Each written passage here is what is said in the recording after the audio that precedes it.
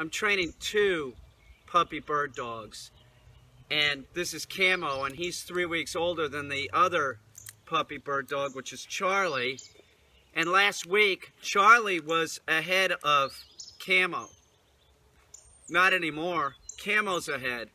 And one of the reasons why Camo is ahead is because of the age of Charlie. Charlie is just now, I believe this Thursday, will be 4 months old. Dogs, you won't start getting real progress with obedience or anything until they're about 4 months old. So once they're past 4 months old, it's easier to train them. It's much easier.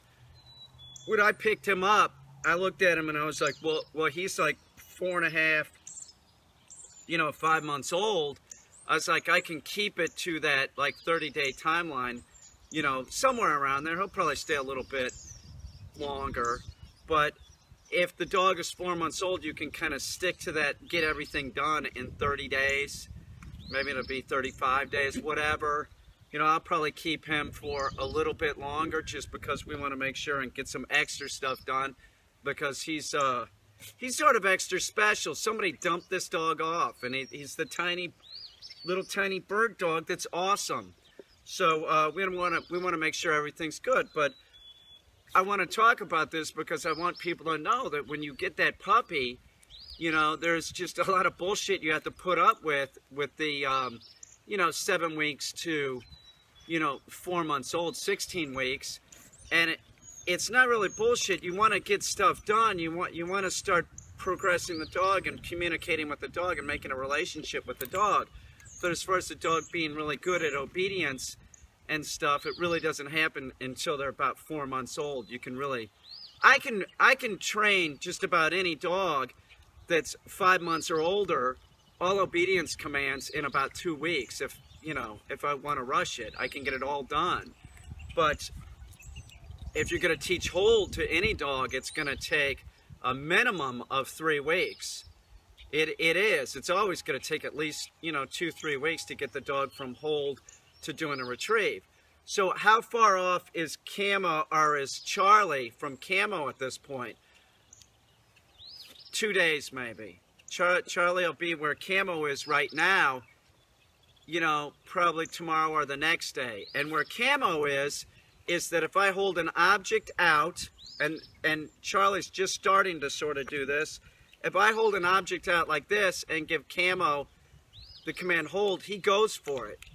He goes like this, he goes for it, and that's what you need, because you need at some point, you need the dog to pick it up off the ground, and they need that action to go get it. Charlie's giving me refusals at this point. Well, he's starting to turn his head and go for it, and that's what I need. Where Camo, if I put it out here, he'll turn his head and he'll really go for it. You really see the dog kind of lunge for it, and that's what you want. Also, the other thing that Camo can do that Charlie cannot do is Camo can walk with it in his mouth and move. You know what I'm saying? Like he can do sit, he can do down with it in his mouth and not drop it. So if he's moving, he's not going to drop it. Where if I tell Charlie hold and then bring Charlie towards me, Charlie drops it instantly. And that's something that all dogs do. It's all like a set stages to get the dog from holding it, which Charlie was holding it last week. He'll hold it pretty good, but he needs to be able to hold it and move. And that's something totally different. There's like these set stages. You teach the dog to hold it first, then you teach the dog to go for it, then you teach the dog to walk with it in its mouth, then you teach the dog to go for it, but you're lowering it, and then you teach the dog to go for it. It's on the ground, but you're holding it, and then you teach the dog it's on the ground, and you're not holding it, and they pick it up. It takes a while.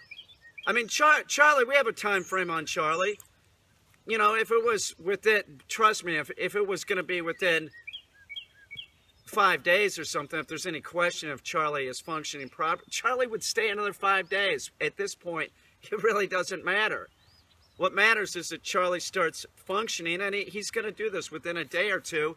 He'll be going for it, and he'll be able to walk with it in his mouth. I hope by this afternoon. I can get Charlie to sort of walk with it in his mouth.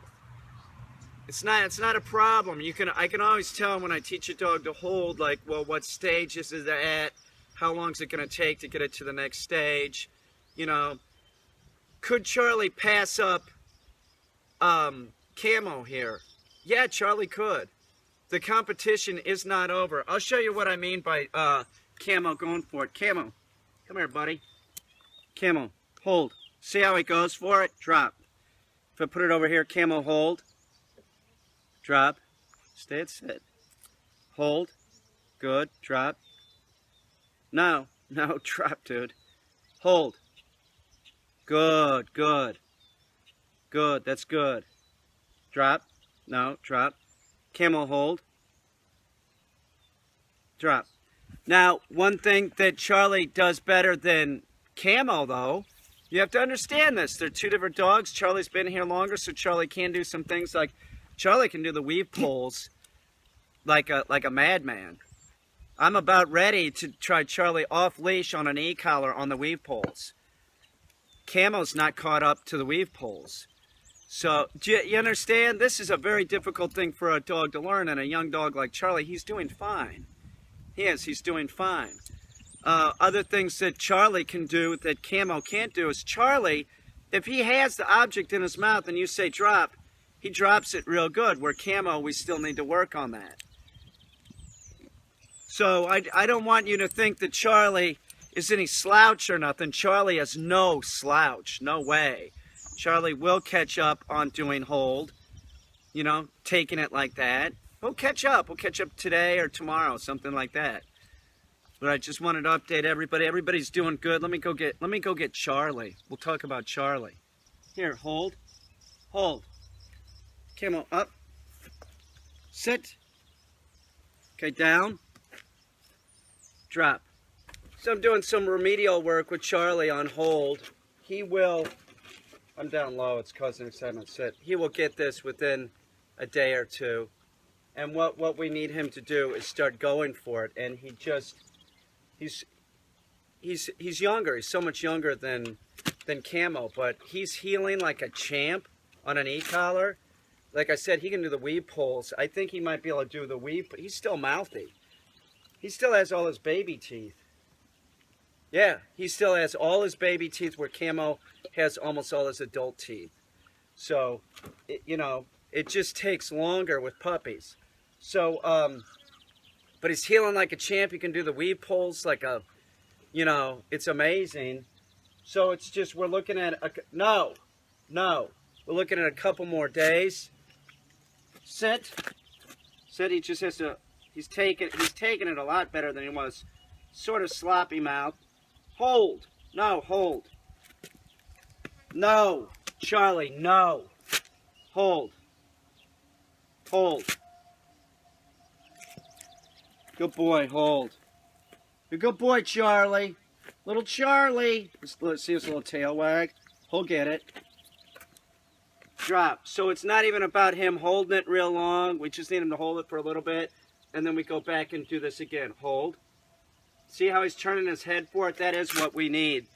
So I'm looking at about a day, maybe 2 days, until he starts taking it. And while we're working on him, no, hold, hold, good boy.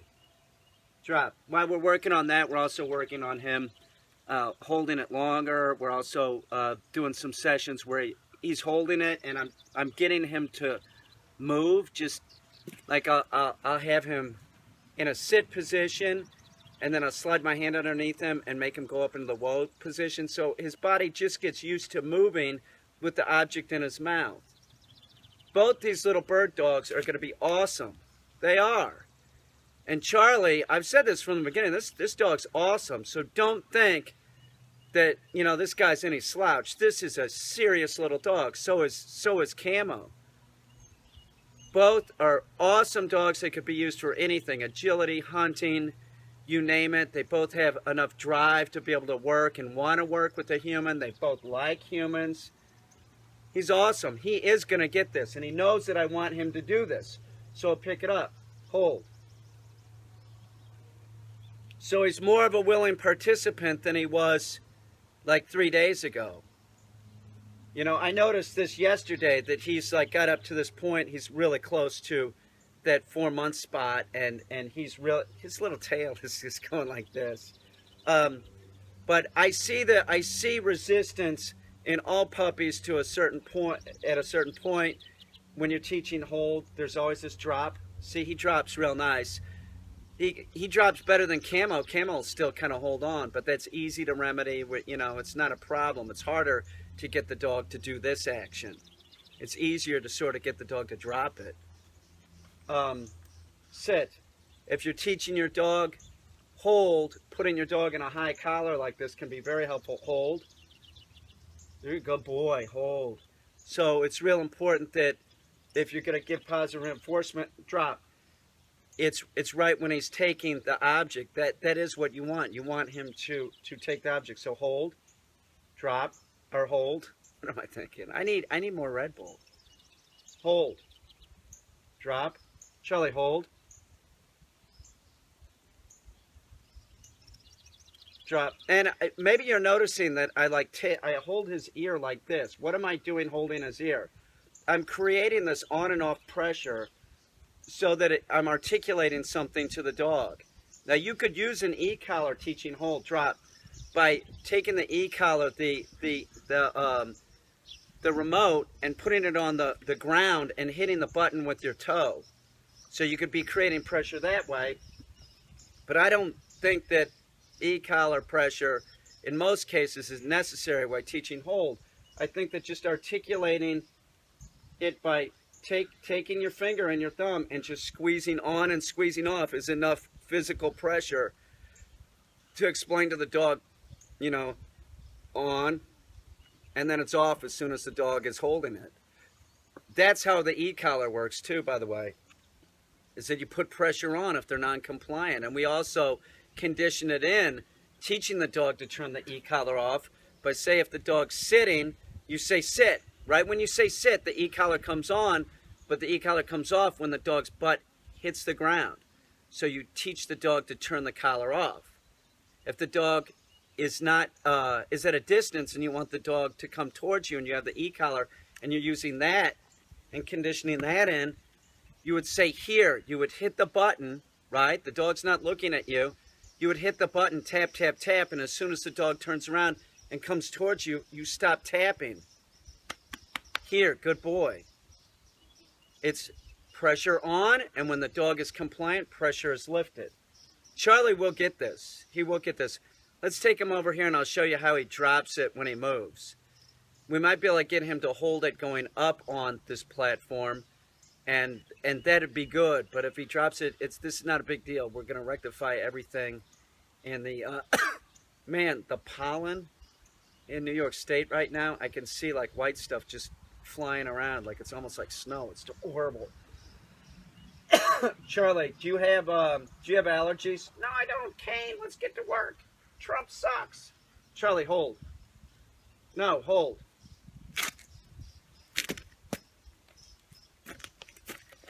We'll see if he holds it when I let him down. He'll probably drop it. Okay. Hold. See? As soon as, you know, pressure's lifted. Hold. Hold. No. No. Hold. Drop. Hold. Charlie. Charlie, hold. Hold. Hold. You got it? Hold. Hold. Get up there. Hold. Hold, Charlie. Hold. Get up there. Hold. No. Hold. Hold. You got it. Hold. No. See? It's very difficult. So with Charlie, it's important he gets used to holding the object and moving. So I'll have the dog at sit. He holds the object. I'll put my finger underneath his chin. There's like a little divot here, and then I'll make him go into the whoa position. Right? No. Whoa. Hold. Whoa. And then I'll put it back, and then I'll go, Charlie, sit. No. Sit. Sit. Charlie, whoa. Charlie, sit. No, sit. Good. Hold. No, hold. Hold. Charlie, whoa. Whoa. He'll get it. Wag your tail, buddy. There you go. Charlie, sit. No, sit. No, sit. Good boy, sit. Hold. Charlie, whoa. No. Hold, whoa.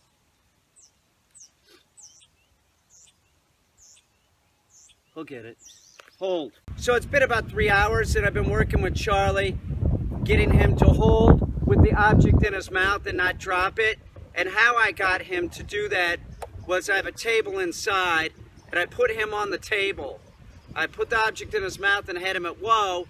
And if he dropped it, it was really easy for me to pick up and put back in his mouth, one. And number two, when he had it in his mouth, I'm using positive reinforcement, me, right? Making eye contact, being down at eye level on the table, going, here, come on, buddy, come on, buddy.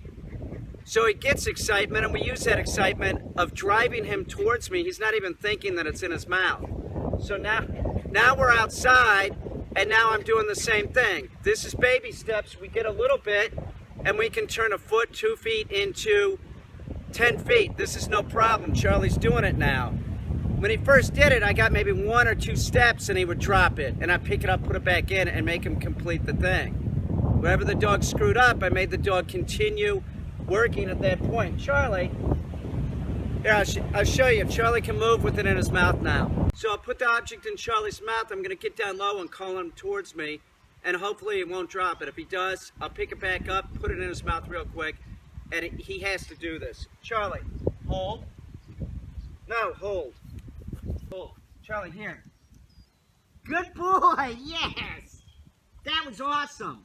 You're a retriever now. Do it again. Here, come here. Charlie, sit. Charlie. Charlie, hold. Hold. Hold. Charlie, no!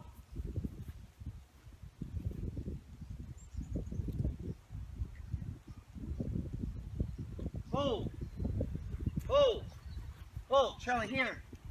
Drop. Good boy. Did you see when I said no? He stopped. He understands no. No. Big deal. He's a good dog. It's okay if the dog makes a mistake. If no is trained in, it's not a problem. Or you get a refusal, you say no and repeat the command. Charlie, here, one more time. We'll have to do a long one. Sit. Sit. Charlie, hold. No, hold. Hold, Charlie, hold. Charlie, here. Good boy. That was a long one. Good job, man. It's in the 80s today, I think. It's pretty hot. It seems hot. There's a nice wind, but if you're going to work the dog with retrieves and it's hot out like this, over 75, do 1 or 2 times and quit. Dogs have to breathe through their nose. There's no way I want Charlie to be miserable, you know? So we get some success and we quit and we come out and we do it again. We might go back inside and work him on the table again that got him to do this in the first place. We'll backtrack sometimes, but he's doing great. He's catching up to Camo. He is. The whole deal with teaching hold and all this, like, your dog at first may not be into it. It's a fact. And that you might put a dog up on a table, I might put a dog up and I start working hold and, you know, they're sort of freaked out. I never worry about it. I don't get sucked into this bullshit because I know that it's something that the dog's gonna love doing. I hate to use analogies like if you had a kid and the kid didn't want to do something, would you just say, okay, that's fine? Like, you're going to some kind of event with your kid and the kid doesn't want to wear the coat and tie. Get your ass upstairs and put your motherfucking coat and tie on. That's how it is. And the same thing with the dog. We're using compulsion. We compel the dog to do this. It doesn't matter. I know what's right for this dog, and so does his owner. That's why he's here. This is such a positive thing for every dog. Teaching your dog hold to pick up objects, you can work your dog for the rest of its life. So he didn't want to do it a couple days ago. I guarantee you by this time next week, you're going to see a different dog. He's already acting like he's into it. Don't worry about what your dog is saying. If your dog is saying, I don't want to do it, you do it, dog. If your dog wants to go left, you go right. That's how it is. Hold. Charlie, here. Good boy.